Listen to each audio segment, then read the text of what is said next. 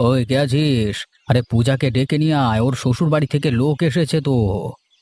আমি যাচ্ছি বাবু। আরে হ্যাঁ হ্যাঁ, তাড়াতাড়ি যা, যেন কচ্ছপের মতো হাঁটছে। তাড়াতাড়ি যেতে বলছি, যেন কানে কথা যাচ্ছে না। হ্যাঁ, অবিনাশ বাবু, অবিনাশ বাবু একটু এদিকে আসবেন।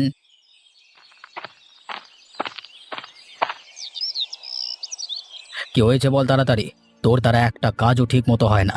বললাম তাড়াতাড়ি পূজাকে ডেকে আনতে, সেটা না করে এইদিকে ডাকছিস কেন বলতো? বাবু, এই পূজা দিদি তার নিজের ঘরে নেই। ঘরে নেই মানে? সে গেল কোথায় রে? উবে গেল নাকি ঘর থেকে? বাবু, ঘরে মানে বাড়ির কোথাও নেই, কোথাও খুঁজে পাওয়া যাচ্ছে না তাকে। বলিস কি খগেন? গেল কোথায় পূজা? হ্যাঁ, মনে হয় পালিয়ে গেছে অন্য ছেলের সাথে। খগেন, মুখ সামলে কথা বল। যত বড় মুখ নয় তত বড় কথা। মেরে মুখ ভেঙে দেবো কিন্তু তোর। এখনই তো সবাইকে জানাতে হবে বাবু। একদমই না, একদমই না। কথাটা যেন কাক পক্ষীতেও টের না পায়। যদি টের পেয়ে যায় তাহলে সেদিনই তোকে আমি জ্যান্ত পুঁতে ফেলবো বলে দিলাম। কথাটা মাথায় রাখিস। দাঁড়ান হে অবিনাশ বাবু, তোমার মান সম্মান কি করে ধুলায় মেশাতে হয় সেটার ব্যবস্থা আমি এবার করব। হ্যাঁ, তোমার মেয়ে তো সেই রাস্তা পরিষ্কার করে দিয়েই গেছে, বাকিটুকু আমি করে রাখবো। তখন আর গায়ের লোকের কাছে মুখ দেখাতে পারবো না। হ্যাঁ।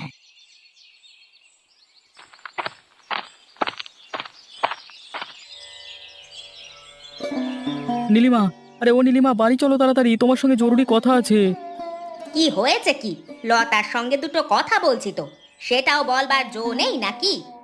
তাহলে তোমাকে শুনতে হবে না, তুমি লতার সাথেই কথা বলো। যাও দেখি, দেখো দাদা কি বলছে। মনে হয় খুব জরুরি কিছু দরকার। যাও বাড়ি যাও, আমিও বাড়ি যাই।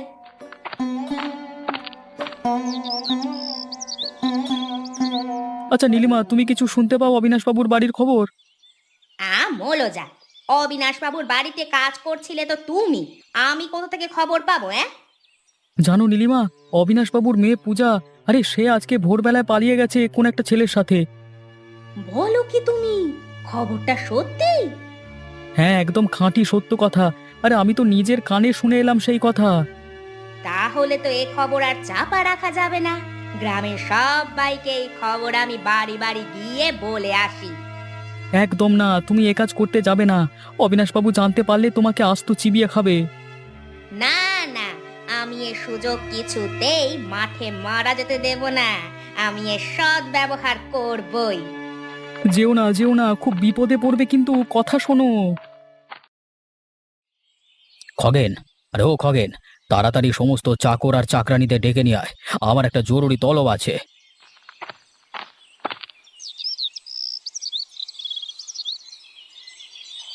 এই যে সবাই চলে এসেছে।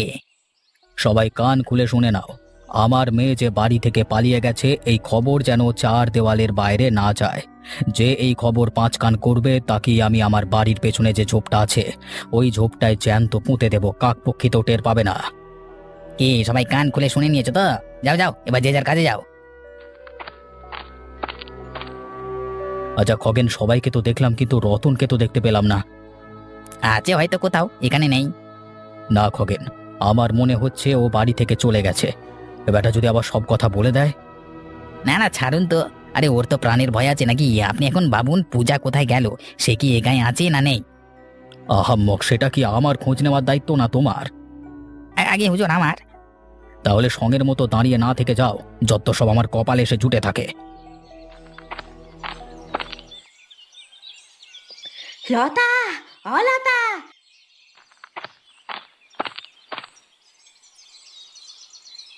শুনেছ কি হয়েছে অবিনাশ বাবুর বাড়িতে?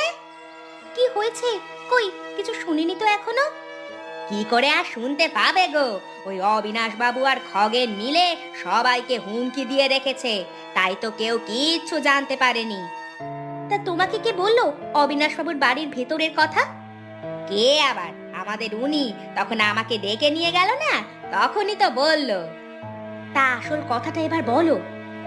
আরে অবিনাশ বাবুর মেয়ে পূজা, ও তো কাউকে কিছু না বলে পালিয়ে গেছে গো। বলো কি তুমি নীলিমা? ওর তো অন্য জায়গায় বিয়ে ঠিক হয়েছিল মনে হয়। হ্যাঁ হয়েছিল তো, কিন্তু কি দিনকাল যে পড়েছে দেখো, কাউকে কিচ্ছু বলবার কওয়ার বালাই নেই। নিজেরা যা মনে করেছে তাই করে ফেলছে, মুখে একেবারে একেবারে চুনকালি লাগিয়ে দিচ্ছে বাপ মায়ের। ছি ছি ছি ছি ছি ছি। ও নীলিমা কার সাথে গেছে কিছু জানতে পারলে? এই এই নীলিমার কাছে কোনো খবর থাকবে না তা কখনো হয় নাকি? এই পাড়ার ওই পলাশের সঙ্গে। আমাদের উনি তো এই সব সম্বন্ধে কিছুই জানে না, ওনাকে তো সব বলতে হবে। দেখো নীলিমা, তুমি আমাকে কথাটা বলেছো বলেছো, আর কাউকে বলতে যেও না যেন। অবিনাশ বাবুর খুব খারাপ লাগবে, সবাই নানা কটু কথা বলবে ওনাকে। না না, তা আবার কেউ করে নাকি? আমি তো কাউকেই বলবো না। তোমার সঙ্গে আমার সব রকমের কথাবার্তা হয় বলে তোমাকেই শুধু বললাম। নীলিমা, কথাটা কিন্তু মনে রেখো। দেখো, বেশি জ্ঞান দিতে এসো না। শুনছে আবার তোমার জ্ঞান। তুমি তোমার নীতি তোমার কাছেই রাখো, আমার দরকার নেই ওই রকম জ্ঞানের। আমি তো সবাইকেই বলে বেড়াবো, ওনার মুখে যদি আমি না কালি লাগাতে পারি তো আমার নামও নীলিমা নয়। কি খগেন, কোনো খবর এনেছো কি? হ্যাঁ, নিশ্চয়ই এনেছি। বলো, আমার মেয়ে কোথায়, কিভাবে, কেমন আছে? আপনার মেয়ে যা গরিব ঘরে গেছে সেটা আমি বলে বোঝাতে পারবো না। খুব কষ্টে সৃষ্টি দিন চালাচ্ছে। ও পাড়ার পলাশের বাড়ি গেছে। আমার মেয়ে হয়ে, গ্রামের মোড়লের মেয়ে হয়ে সে কষ্টে শিষ্টে দিন চালাচ্ছে? আমি কিছুতেই তাদের মেনে নেব না কোনো দিন। একমাত্র মেয়ে হয়ে বাবার মুখে চুনকালি মাখানো। অমন মেয়ে থাকবার থেকে না থাকা অনেক ভালো। এই তো আগুন লেগেছে। এবার দেখুন আগে আগে কি হয়। আপনাকে আর আপনার মেয়ের সাথে কোনো সম্পর্কই রাখতে দেবো না। হ্যাঁ, কিছু বললে খগেন? না না, কিছু বলিনি। আপনার মেয়ে সে কিনা শেষে এরকম করলো। ছি ছি ছি ছি। আপনার মান সম্মান একেবারে ধুলোয় মিশিয়ে দিল। এবার আপনার মুখের দিকে তাকালো না একবারও। কে বোঝাবে বলো? ওরা যদি বুঝতো তাহলে আজকে আর এই দিন দেখতে হতো না। কত মানুষের সামনে আমার নাক কান কাটা গেল। সে তো মানে আর কি বলবো। কিন্তু আমার নাম অবিনাশ, আমি এই গায়ের মাথা। আমি কখনো কারোর সামনে মাথা নত করিনি, কাউকে কৈফিয়ত দিইনি, আজও দেব না। তাতে যদি আমার মেয়ের সাথে আমার সম্পর্ক বিচ্ছিন্ন করতে হয় তো আমি তাতেও রাজি। আপনি একদম রাখবেন না হুজুর, একদম রাখবেন না।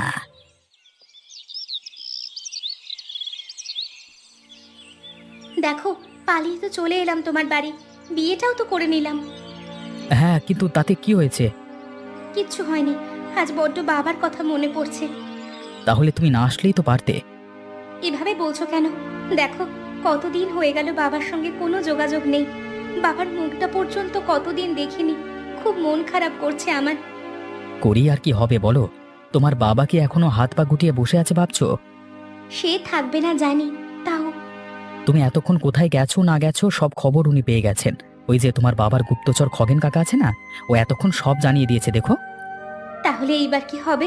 খগেন কাকা তো খুব ভালো লোক নয়। হয়তো ওই বাবার কানে বিষ ঢালছে, তাই বাবা আমাদের খোঁজ নিচ্ছেন না। তুমি এত চিন্তা করো না, একদিন সব ঠিক হয়ে যাবে। সেই দিন খগেন কাকাও তার কুকর্মের শাস্তি পাবে। তুমি দেখো, সেই দিন তোমার বাবাও সব মেনে নেবেন। তোমার কথাই যেন সত্যি হয়।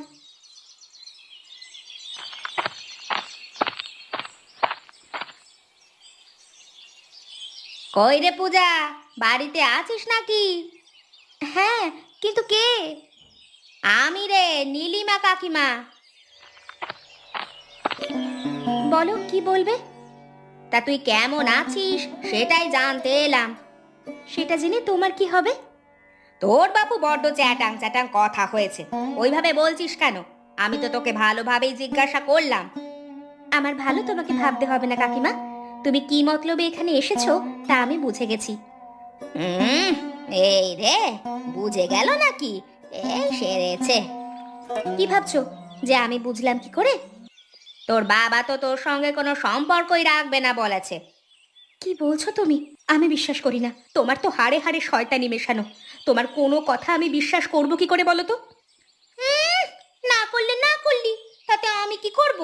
যেটা সত্যি সেটাই তোকে বললাম। না হলে তুই বল না, এতদিন তো হয়ে গেল, তোর বাবা একবারও তোর সঙ্গে দেখা করতে আসবে না? সেটা একদিক থেকে তুমি ঠিকই বলেছো, আমি তো এটা ভাবিনি।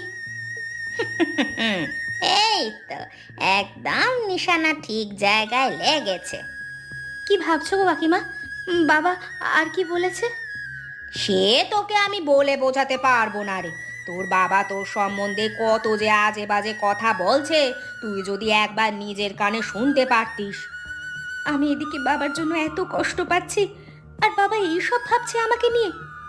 হ্যাঁ রে, তাহলে আর বলছি কি, তুই তো আমার কোনো কথাই বিশ্বাসই করতে চাইছিলি না। আমার যে এখনো বিশ্বাস হচ্ছে না তুমি সত্যি কথা বলছো তো। ওই দেখ, আবার সেই একই প্রশ্ন। হ্যাঁ রে হ্যাঁ, একদম সত্যি কথা বলছি। ওই তোদের বাবু, ওই খগেন কাকা আছে না, ওই তো আমাকে এই সব কিছু বলছে রে। না হলে আমি জানতে পারতাম কি করে, তুই বল। কি আর করা যাবে, যা কপালে আছে হবে।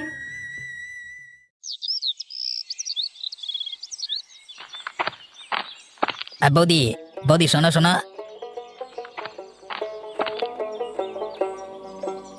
হ্যাঁ ঠাকুরপো, বলো। আমি তো তোমার কাছেই যাচ্ছিলাম, তোমাকে খুব গুরুত্বপূর্ণ খবর দেওয়ার আছে। হ্যাঁ হ্যাঁ, বলো বলো, ওটা শোনার জন্যই তো অপেক্ষা করছিলাম। আমি গিয়েছিলাম পূজার বাড়ি, ওর কানে যা মন্ত্রণা দেবার আমি দিয়ে চলে এসেছি। বাহ, ভালো কাজ করেছে তো। ও সব বিশ্বাস করে নিয়েছে তো, হ্যাঁ। মুখ চোখ দেখে তো মনে হচ্ছে যে বিশ্বাস করে নিয়েছে। তাহলে রাস্তা পরিষ্কার, এবার অবিনাশ বাবুর নিজের বলতে আর কেউ রইল না। হ্যাঁ, উনি আমাদের অনেক শাস্তি, অনেক অপমান করেছেন। এইবার সব কিছুর প্রতিশোধ নেওয়ার পালা। একদম। আমি তো গায়ে প্রায় রটিয়েই ফেলেছি।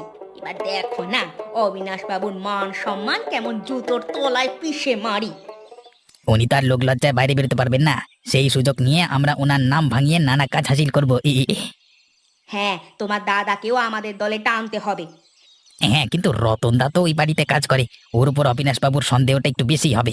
আগে ওকে কিছুদিন চুপচাপ থাকতে হবে, তারপর আস্তে আস্তে ওকে আমাদের দলে টানবো, বুঝলে। ঠিক আছে, তাই হবে। তোমার কথা মতোই কাজ হোক। এবার আমাদের পরের কাজটা কি হবে গো ঠাকুরপো? ওটা ভেবে তোমাকে পরে জানিয়ে দেবো, ঠিক আছে। ঠিক আছে, তাহলে আমি এখন যাই।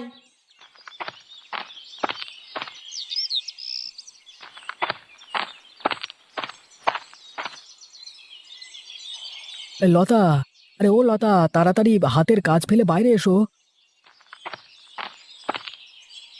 কি কি হলোটা কি? অত হাঁক ডাক করছো কেন?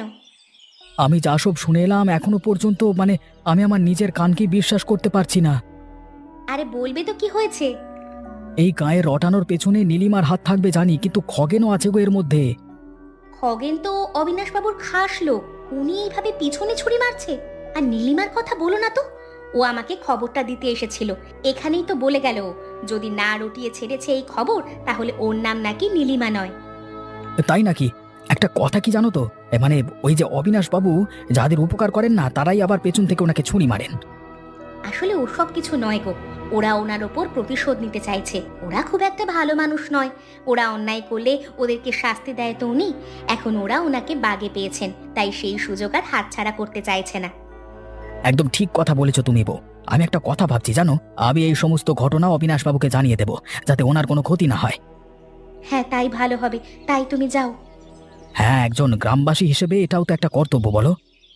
হ্যাঁ গো, তুমি বলো গিয়ে সমস্ত কথা।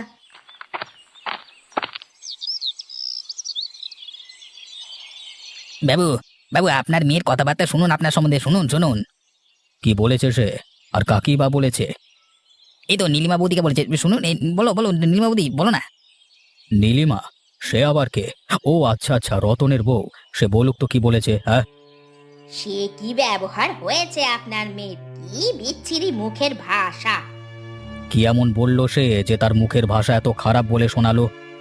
আপনার নামে যে কত আজে বাজে কথা বললো, আপনাকে বলে বোঝাতে পারবো না। শুনছেন তো কি বলেছে? আর আপনি নাকি ওই মেয়ের সঙ্গে সম্পর্ক রাখবেন বলে ঠিক করেছেন, হ্যাঁ? তারপর আর কি? বলেছে বাবা আমায় খেতে দিত না, পড়তে দিত না, শুধু খাটাতো, কখনো ভালোবাসতো না। আমাকে তো মেয়ে বলে স্বীকারই করেনি সে। এইসব বলেছে সে আমার সম্বন্ধে? হ্যাঁ, আমি তো নিজে তার বাড়ি গিয়েছিলাম, নিজের কানে সব শুনে এসেছি। আবার মনে হচ্ছে তোমরা একটু বেশি বেশি বলছো তার সম্বন্ধে। একদম না বাবু। এবার আপনার জামাইয়ের কীর্তি শুনুন, সেটা শুনলে তো আপনার চক্ষু চড়ক হয়ে যাবে। আবার নিজের মেয়ে যখন আমাকে নিয়ে এত কথা বলেছে, আর ওই ছেলে তার সঙ্গে তো আমার কোনো রক্তের সম্পর্ক নেই, সে তো বলতেই পারে। বলেছে আমি শুধু পূজাকে বিয়ে করেছি ওর বাবার টাকা পয়সা জমি জায়গা সবকিছু হাত আনোর জন্য। এটাই হলো একমাত্র ওর উদ্দেশ্য। যদি দেখি আমার উদ্দেশ্য সফল হচ্ছে না, তখন পূজাকে ঘর থেকে ঘাড় ধাক্কা দিয়ে বের করে দেব। হ্যাঁ, তোমরা এখন আসতে পারো। হ্যাঁ,